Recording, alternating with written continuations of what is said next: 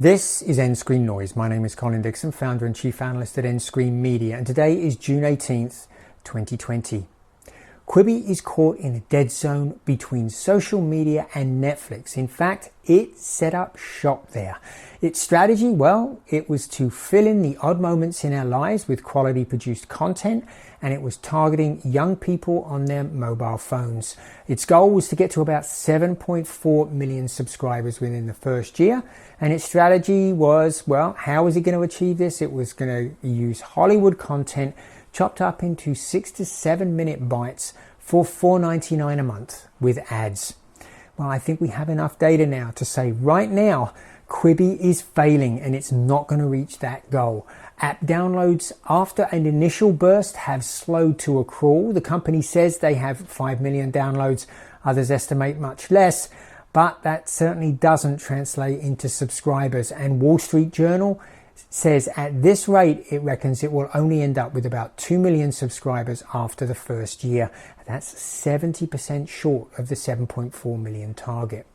And guess what? The advertisers that have invested in the service, they are getting restless. The New York Post says advertisers like PepsiCo, Taco Bell and Walmart want to change how they pay Quibi, and I think we can interpret that as slow down the payments because they're concerned about viewership, as well they should be, because it's well behind schedule. And never a good sign at a startup when the executives take a pay cut, and that's exactly what's happened at Quibi. They've agreed to take a 10% pay cut to help conserve as much of that $1.7 billion invested that is left as possible. So anyway, how do millennials really think about this service? Well, Amanda the Ninja, who has 150,000 subscribers to her channel on YouTube, she did her review, a pretty good review, I thought, from a millennial perspective of the service. Her summary: Quibi as a platform sucks. Pretty brutal. So what can Quibi do? Well, it has to fix the top complaints that we are seeing online. Emma, one of the analysts here, dug around online and came up with this list of the top 5 complaints that she saw. The first and the most obvious is to get better content. Where is the Game of Thrones? Where is the Stranger Things? Look, they do have good content. Most Dangerous Game with Liam Hemsworth and Free Ray Sean with Lawrence Fishburne are pretty good, but their bread and butter, which is these daily essentials, the news, the current affairs program that will get people coming in on a daily basis, well, it's just not working. Jeffrey Katzenberg himself said the daily essentials are just not that essential. The second thing they have to do, well, they have to drop this portrait mode. Yes, it's cute sometimes to get that different viewpoint, particularly when somebody's on the phone. But most of the time it just feels like you're missing stuff in the frame. And let's be honest, turning your phone is just not that big a deal. The third thing, break out of the 6 to 7 minute constraint on the episodes. So Amanda the Ninja, when she was talking about watching the daily episodes of the Most Dangerous Games, here's what she said: it will be like 6 to 10 minutes of a movie every day. That's so annoying. And I got to admit, when I started watching it, I didn't do that. I waited until the episodes were available, and then I just watched as many as I wanted to watch. Let the consumer, let the viewer decide where the pauses are. Make the show the length that they need to be. People will figure it out, I promise you.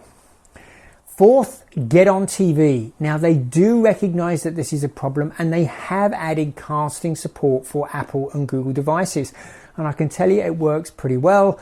I watched an episode of Free Ray Sean this morning on my Vizio TV, and it looked great. Boy, this really is very professionally produced content. But that's not enough. They are apparently, Quibi is apparently talking to Roku and Fire TV, according to Variety, to get on those platforms. Good luck with that. HBO Max is still not on those platforms, so they haven't reached agreement. But you need to be there. You also need to be on Android TV, Samsung, Vizio, LG, and all the rest. And finally, you've got to figure out your business model. Is it ads or is it a subscription? If it's both, then you need a free tier that's ad supported and an ad free tier that's pay. As a free tier that will get a lot more people will watch with a free tier. Now look, I know Hulu and CBS All Access have this 2-tier model with subscription, a low subscription rate with advertising and a higher subscription rate without advertising, but they have massive libraries of quality content. Quibi does not have that. You have to earn that right, and that service is not there yet. So figure out your business model. If Quibi does all that, maybe it will get out of this dead zone between social media and Netflix and establish itself in its own special niche. So we'll have to wait and see if they do fix those problems. But if they don't, there's no way they're getting out of the dead zone. If you like this analysis, please come to the nScreen Media website and sign up for our newsletter. You can get the daily or the weekly edition, your choice, and of course it's always free.